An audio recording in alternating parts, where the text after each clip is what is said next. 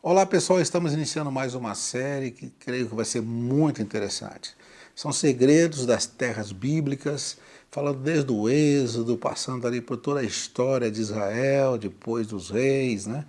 E chegando até o tempo de Jesus na Palestina, apóstolos, e vai ser uma aventura maravilhosa. E para isso nós precisamos de alguém que conhece bem a matéria, conhece bem a região. E temos aqui então o irmão Araújo, nosso convidado. Bem-vindo, irmão Araújo. Obrigado, pastor Alírio, é um prazer estar aqui.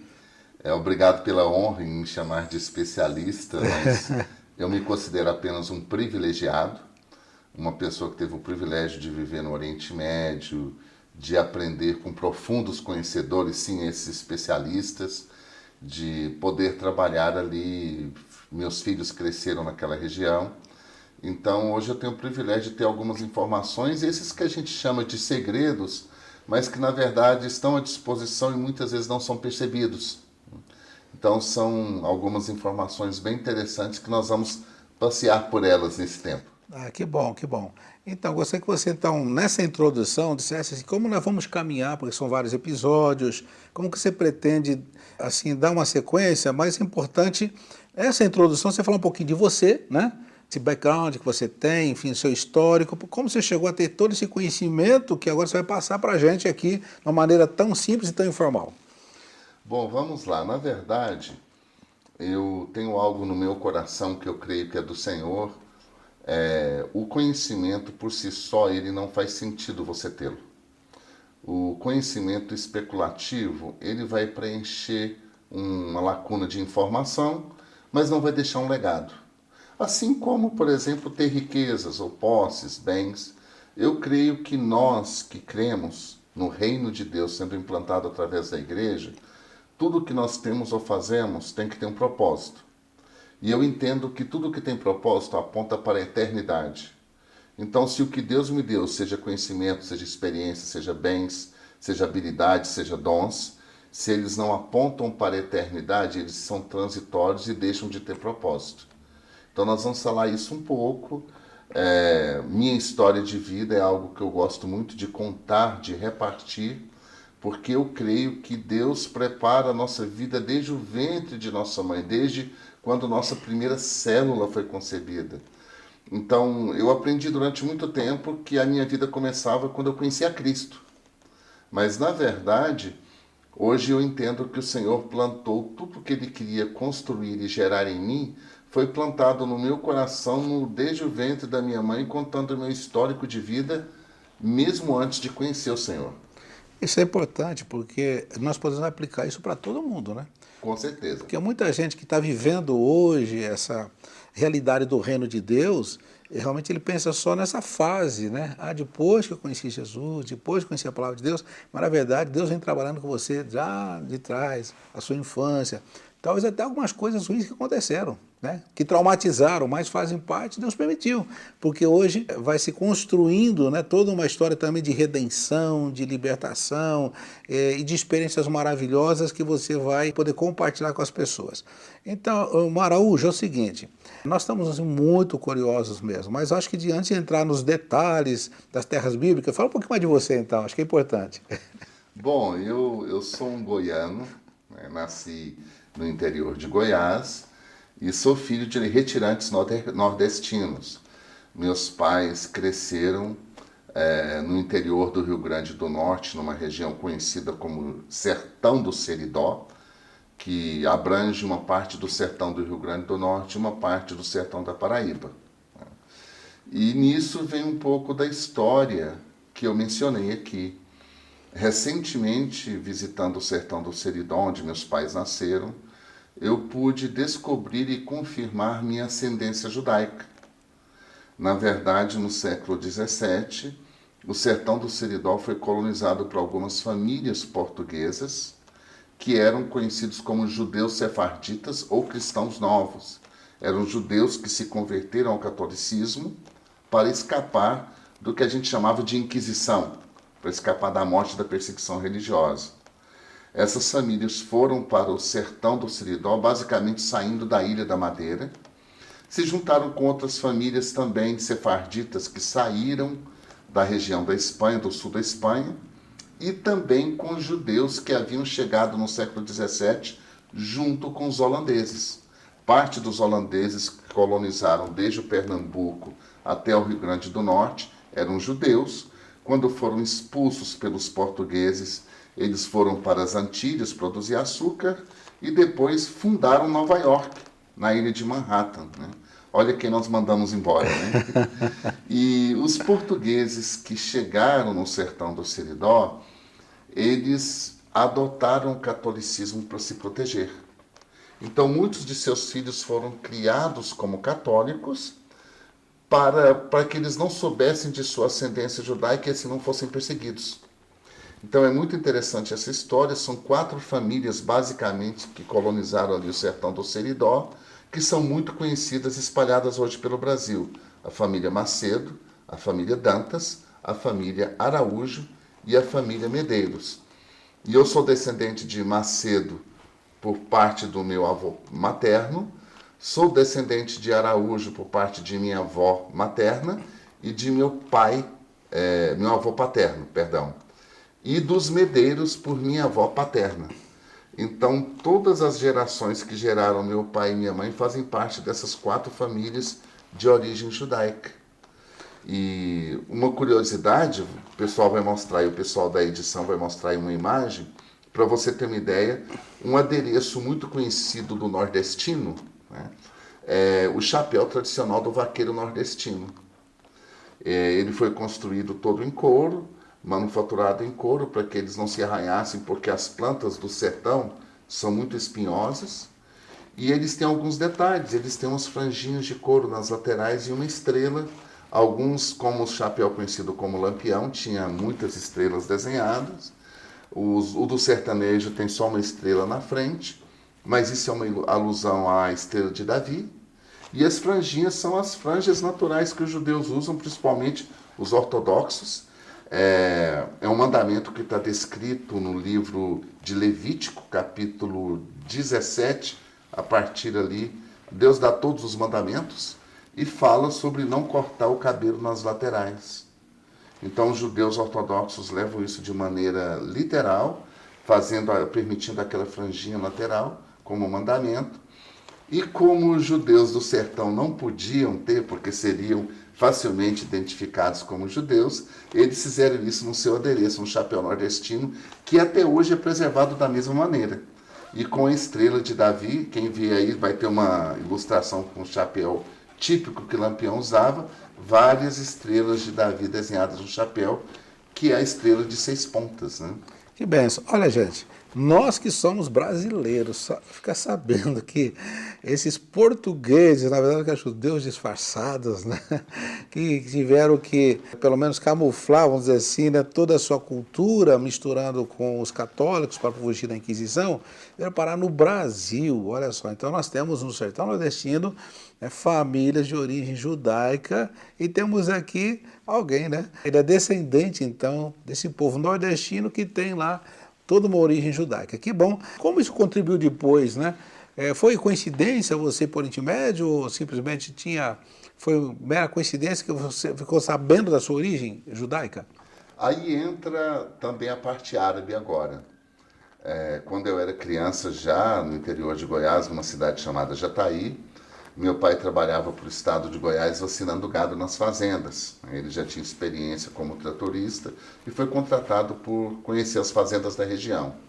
E numa oportunidade, eu machuquei, levei um tombo, estava passeando com ele numa fazenda. Eu fui levado às pressas para o hospital, um pedaço de toco entrou no meu joelho. Eu precisei fazer uma cirurgia e meu pai não tinha recursos para pagar aquela cirurgia. E o médico então falou para o meu pai: o senhor trabalha em fazendas? Ele disse sim. Você conseguiria trazer um cordeiro para mim fazer assado? Meu pai disse: eu conheço cada fazenda de todo o sudoeste goiano que tem cordeiro, que tem cabritos, carneiros.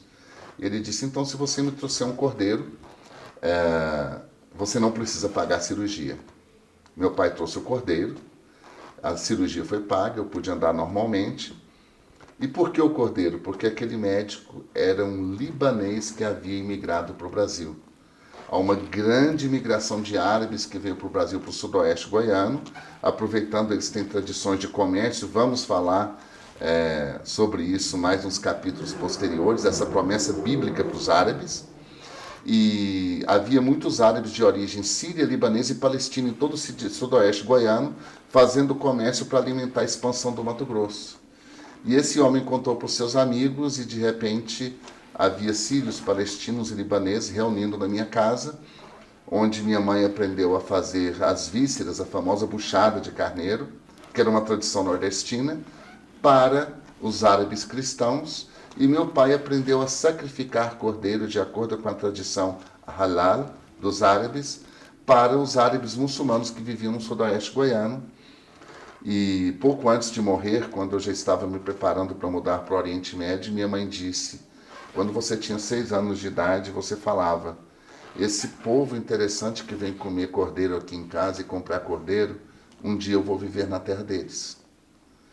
E o Senhor, aprove o Senhor me levar, e quando cheguei no Oriente Médio, eu vi muita coisa acontecendo nas casas que acontecia no quintal da minha casa no interior de Goiás. E essa ascendência judaica é interessante porque você não percebe que você tem trejeitos, manuseios, tradições que você vai fazendo, que foi plantado no seu subconsciente pela cultura de seus pais e de seus avós. Então, tudo isso contribuiu para que eu tivesse, eu posso te dizer, pastor Alírio, os melhores anos da minha vida no Oriente Médio, transitando entre Israel, Egito, Jordânia, hoje Síria, hoje chegando à Arábia Saudita, vivendo no meio desses dois povos. Que maravilha, né? É interessante, né, irmão Araújo, como que Deus vai construindo a nossa história, né? Deus é o Senhor da história, Ele dirige tudo, é perfeito. A gente às vezes não entende alguns contratempos, algumas situações que surgem, mas depois você vai entender que todas as coisas cooperam para o bem daqueles que amam a Deus, tá? Então a sua história foi construída por Deus, ou pelo menos permitida, dentro de um propósito maior do que os fatos em si, que acontecem no dia a dia. Agora fica mais uma curiosidade, então chegou um ponto que você foi para o Oriente Médio. Então, como aconteceu? Você tinha que idade? Por que foi? Foi estudar? Foi trabalhar? Foi só passear? Como é que foi? Bom, só voltando nessa deixa que você me deu aí, num capítulo posterior nós vamos falar sobre isso também, mas a minha história de vida, de uma família humilde, onde eu tive que aprender a trabalhar muito cedo, estudar à noite, trabalhar durante o dia, desde a minha adolescência, isso me permitiu ter uma prática de construção. E no Oriente Médio eu pude servir populações carentes, pude servir refugiados de guerra, crianças de rua, não fazendo caridade, mas levando educação e trabalho. Então, isso foi construído na minha vida quando eu ainda não conhecia o Senhor. E essa dignidade, essa oportunidade da pessoa, não importa de onde ela veio, da sua ausência de recursos, que independente do que ela tenha, ou do que ela tenha recebido dos pais a nível financeiro de recursos naturais, ela pode construir sua vida. Isso foi plantado na minha vida na minha infância, através de muito trabalho duro, através de pequenas coisas que eram conquistadas e celebradas. E com 25 anos de idade eu conheci o Senhor. Eu conheci o Senhor, tive um encontro com Deus, já morando na cidade de Uberlândia, recém-casado, e veio no meu coração o desejo das nações. Na verdade, era um desejo que existia desde minha infância. Eu sou apaixonado por história, eu sou apaixonado por geografia. Então, são as matérias, né, na escola que eu sempre me destaquei. E sentindo essa chamada e o Senhor confirmando através de palavras proféticas, através da palavra de Deus, esse chamado para a minha vida, eu comecei a semear. Mas, a princípio, eu achava muito difícil que uma pessoa simples, morando num subúrbio de uma cidade do interior, pudesse ir para as nações pregar o Evangelho, ou repartir o Evangelho. Eu tenho muitas restrições com algumas nomenclaturas que nós usamos hoje, porque nós falamos tanto em pregar o Evangelho que ele passou a ser um discurso e não simplesmente nossa vida. E eu creio no Evangelho vivido, eu creio no Evangelho que Cristo repartiu. Jesus Cristo não era uma pessoa especializada simplesmente em discursos.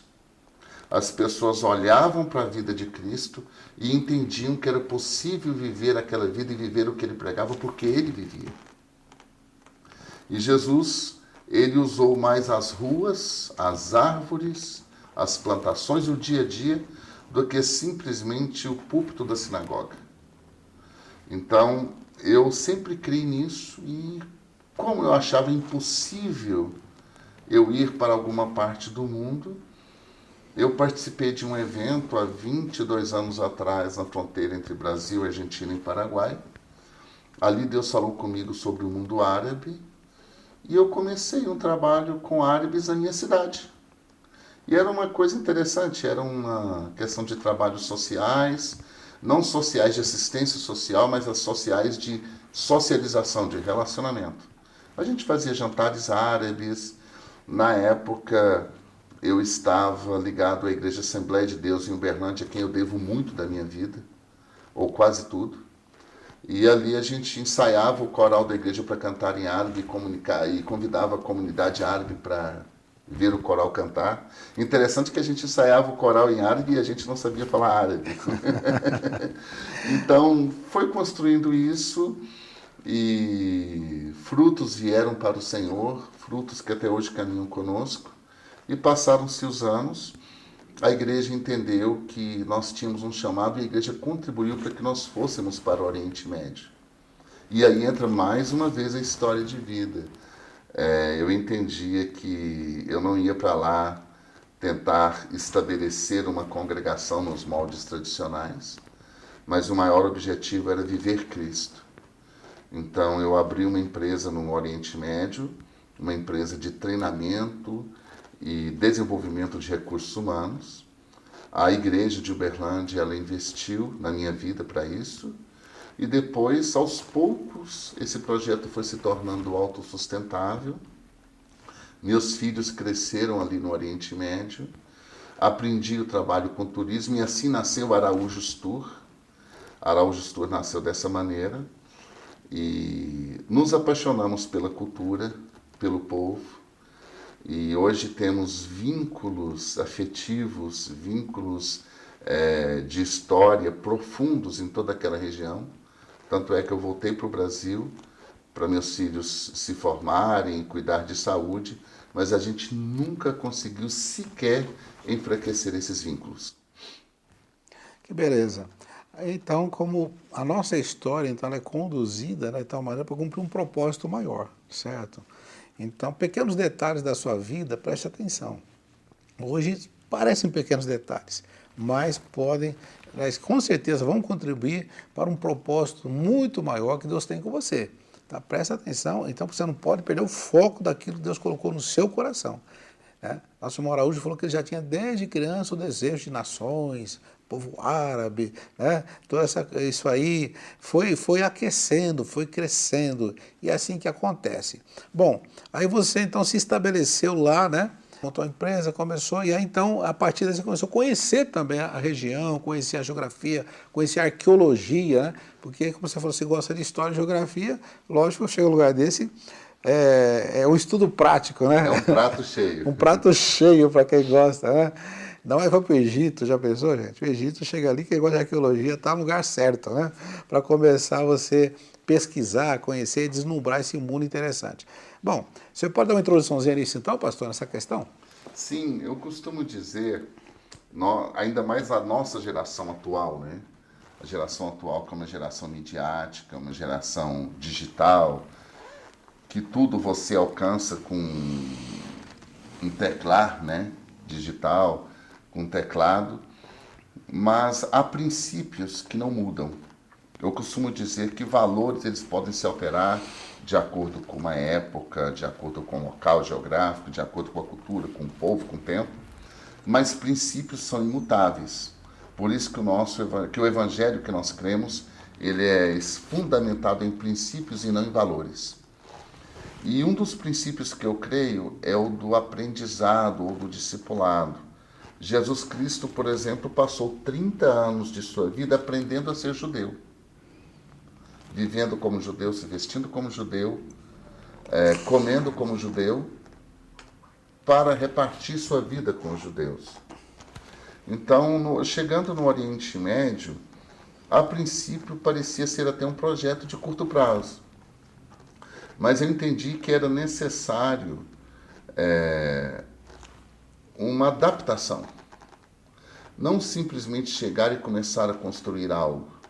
É como você falar assim, eu vou plantar uma lavoura no meio de uma floresta. Você não vai chegar e vai plantar lavoura. Você vai precisar chegar e arrancar árvores. E não basta cortar árvores, você vai ter que arrancar seus tocos, suas raízes. E depois que tudo isso for feito, você vai preparar a terra, você vai salgar a terra, você vai adubar a terra, você vai preparar o solo. E só depois de muito tempo é que começa a plantação e depois de muito mais tempo ainda a colheita. E Jesus respeitou esse processo, o Senhor Jesus respeitou esse princípio. Então nós nos preocupamos em viver a cultura, em ver as oportunidades de empreendedorismo, porque uma outra questão que, na minha opinião, nos contamina como cristãos hoje, é porque nós nos especializamos em criar os profissionais do Evangelho. E todo mundo sonha ser um obreiro sustentado integralmente pela obra, a gente usa um termo muito bonito, sustentado pelo altar. Mas esse obreiro, quando chega nesse ponto, ele perde o contato com a sociedade. Ele passa a ser uma pessoa que vive em função do corpo, e isso acaba criando como que uma bolha ao seu redor. E a gente deixa de ter contato com as pessoas que são de fora dessa bolha, e, consequentemente, deixamos de viver um dos princípios da fundação da igreja. A palavra eclésia, no seu original em grego, significa os que saem para fora, os saídos para fora, os que saem. Então, para ser igreja, tem que sair para fora. Para ser igreja, tem que atrair os de fora. Mas quem que faz isso hoje? Não é o pastor, não é o evangelista e não é o presbítero. Quem faz isso é o gerente de banco. Quem faz isso é o vendedor. Quem faz isso é o profissional liberal, é o médico, é o dentista. São as pessoas que têm contato com a sociedade e que precisam ser a expressão desse caráter de Cristo para atrair as pessoas. E nós que vivemos muitas vezes no altar e ali ministrando todos os dias, perdemos essa riqueza, perdemos essa oportunidade de ser luz e sal. Então eu fui buscar oportunidades onde eu pudesse ser útil à sociedade. É um outro princípio que eu creio muito. Uma igreja que não é relevante no contexto onde ela está instalada, ela não pode ser igreja. A igreja ela tem que ser uma referência para a sociedade, não somente para os cristãos. A palavra de Deus diz no livro de Atos, eu já vi alguns podcasts que vocês estão publicando sobre o estudo de Atos, eu achei fantástico. A palavra nos diz que a sociedade era impactada pela igreja. Sim. Atos 4 diz que a vida da igreja impactava todos ao redor. E hoje, muitas vezes, nós assustamos as pessoas ao nosso redor. É algo que nós precisamos refletir porque existem princípios que não estão sendo observados. Então, fui viver no Oriente Médio. Eu sou técnico de futebol credenciado pela FIFA, com especialização na formação de atletas, na formação de jovens valores. Então, a princípio, eu comecei tentando usar essa ferramenta e o objetivo simplesmente era relacionar, me estabelecer, desenvolver um trabalho que também pudesse ajudar no cuidado da minha família. Dessa experiência com esporte surgiu a empresa. A empresa começou como uma empresa de treinamento que dava treinamento esportivo. E depois, assim, isso, para você ter uma ideia, pastor Alírio, começou a acontecer no 3º ano que eu vivia no Oriente Médio. Então foram necessários 3 anos para entender a cultura, para ouvir o Senhor e discernir o que Ele tinha para nós. E basicamente o que eu sabia, o que eu tinha de informação anterior a esse respeito, acabou não sendo utilizado. O que eu tinha levado no meu bojo, né, no meu alforge, acabou não sendo utilizado. Então é muito importante esse princípio de ouvir o Senhor, e ouvir o povo. E é tão interessante que no Evangelho de João, capítulo 4, Jesus para pedir água para uma mulher samaritana. Algo que seria improvável. Mas o foco dele era o relacionamento, era um princípio. Muito bom. Olha, eu acredito que essa primeira parte agora, né, nós estamos já concluindo esse primeiro episódio, mas é bem focado, né? Você se estabelece no lugar, conhecer a cultura. Eu fico imaginando quanto tempo aprender a língua árabe para ficar fluente, né? Eu nem imagino. Quanto tempo? 3 anos dá? 3 anos? Acho que dá. Não, eu não tenho essa ousadia de dizer que eu falo árabe fluente. Eu consigo me expressar. Você me acompanhou num grupo, né? Então, o meu trabalho no dia a dia era todo em árabe. A equipe que trabalhava comigo eram todos de árabe. Eu sou o único estrangeiro fundador daquela empresa. Todos que trabalhavam eram árabes nativos. E se você tiver condições de se dedicar à língua, aí sim, 4 anos é um período razoável para você aprender gramaticalmente, aprender a se expressar. E o árabe tem um detalhe. O árabe tem a língua popular, que é falada nas ruas, e tem a língua clássica, que é a língua da Bíblia e do Corão, do livro sagrado dos muçulmanos. Então, muitas vezes a língua que é falada no telejornal, que é uma língua formal, não é a língua das ruas. E algumas palavras são completamente diferentes, a conjugação verbal, a aplicação. Mas esse período também eu pude investir na língua. E outra coisa muito interessante, a língua chegou ao ponto de eu conseguir me expressar de uma maneira semi-confortável através dos relacionamentos. É importante se comunicar no idioma, né? Isso. Pelo menos comunicar, né? E essa comunicação vem desse grande esforço, ainda que você não fale perfeitamente, eles vão sempre entender que você é um estrangeiro, mas se esforçando para falar a língua, há uma comunicação. Agora eu queria saber, Irmão Araújo, a gente vai ter continuidade, o que a gente pode ver então daqui para frente, já agora iniciando essa jornada, mais aprofundando a questão de geografia, arqueologia, história, o que você pode já prever no próxima etapa?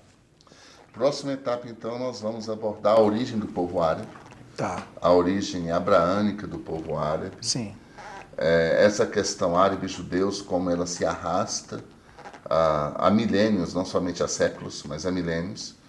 E vamos poder entender um pouco dessa realidade do Oriente Médio hoje, político, econômica, essa divergência entre árabes e judeus, a briga pela terra. Vamos entender um pouco dessa história. E depois, mais para frente, vamos entrar em alguns eventos bíblicos muito interessantes.